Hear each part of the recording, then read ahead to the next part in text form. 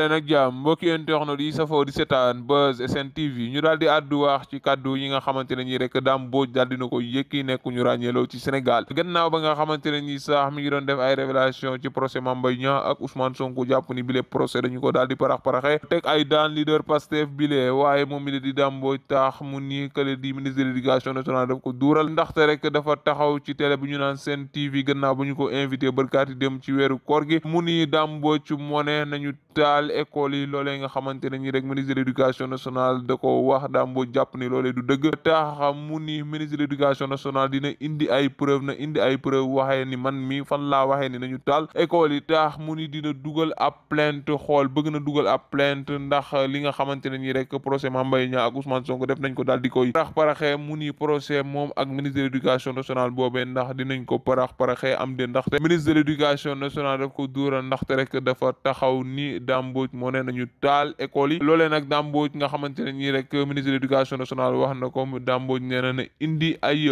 preuve ndaxte rek bëgg na dugal plainte xool procès moom ak ministère de l'éducation nationale boobee ndax dinañ ko parax-paraxee comme ni ñu parax-paraxee procès Mame Mbaye Niang ak Ousmane Sonko Dame Mbodj bëgg dugal plainte ci ministère de l'éducation nationale gannaaw ba mu ko